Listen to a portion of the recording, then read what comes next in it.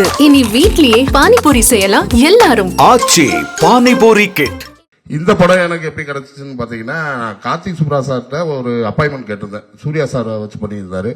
எனக்கு ஒரு அப்பாயின்மெண்ட் பண்ணோன்னே அவர் என்ன சொன்னார்னா, அவர் தான் தெரியுமே, அவரே அங்கிருந்து பாவம் வராரு, ஸ்டோன் பெஞ்சில் ஒரு படம் இருக்கு, ஒரு கேரக்டர் இருக்கு, அது வேணா அவர் பண்ணட்டும் அப்படின்னாரு. அப்போ வந்து பாத்தீங்கன்னா ஹீரோ வைபவ் சார் அப்படின்னு நான் கேள்விப்பட்டு, வைபவ் சார் என் கூட அவர் கூட நான் நடிச்சுக்கிட்டு இருந்தேன். அப்ப இது மாதிரி சார் நீங்க ஸ்டோன் பெஞ்சில் ஒரு படம் பண்றீங்க அப்படின்னாரு. ஆமா இங்க வாங்க அப்படின்ட்டு ஒரு லைனா சொன்னாரு. லைனா சொல்லும் போது எனக்கு ஒரு சின்ன நெருடல் இருந்தது. அப்புறம் டைரக்டர் சார் கூப்பிட்டு கதையை ஃபுல்லா சொன்னாரு. அப்படி பாத்தீங்கன்னா எனக்கு வந்து 2 அட்டல்ட் படம் வந்துச்சு. அவங்க அந்த படம் பேர் சொல்ல விரும்பல, ஆனா அவங்க சொல்லி தான் கூப்பிட்டாங்க, அண்ணா இது அட்டல்ட் படம், ஃபுல் அண்ட் ஃபுல் இப்படித்தான் இருக்கும் அப்படின்னா. இல்ல சார் நான் வரல அப்படின்ட்டேன். ஆனா இந்த கதையை பொறுத்தளவு சொல்லும் போது அதுல அந்த பெரிய முகாந்திரமே இல்லை.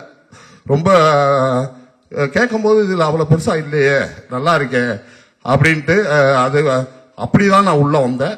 அதுக்கு பிறகு இருக்கிற பெரிய பெரிய ஆர்டிஸ்ட் எல்லாம் வந்திருந்தாங்க. அப்ப வந்து கண்டிப்பா இது ஒரு நல்ல படம், இது ஒரு அட்டல் படமா இருக்காது அப்படின்ற இது வந்துச்சு. அதுபடி கண்டிப்பா வந்திருக்கு, நல்லா வந்திருக்கு, பாருங்க. நன்றி. Okay, thank you sir. உங்ககிட்ட ஒரே ஒரு கேள்வி. சோ பேடையில வந்து நீங்க இட்லி ஆளாடி வாங்கினீங்கல்ல, சோ இட்லியில ஆமா.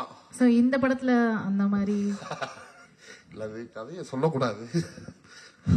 அந்த மாதிரி இல்ல. ஓகே சார், ரொம்ப சார் உஷாரா இருக்காரு. Thank you sir. இனி வீட்லயே பானிபூரி செய்யலாம் எல்லாரும். ஆச்சி பானிபூரி கிட். செய்திகளை உடனுக்குடனும் துல்லியமாகவும் தெரிந்து கொள்ள சப்ஸ்கிரைப் பண்ணுங்க.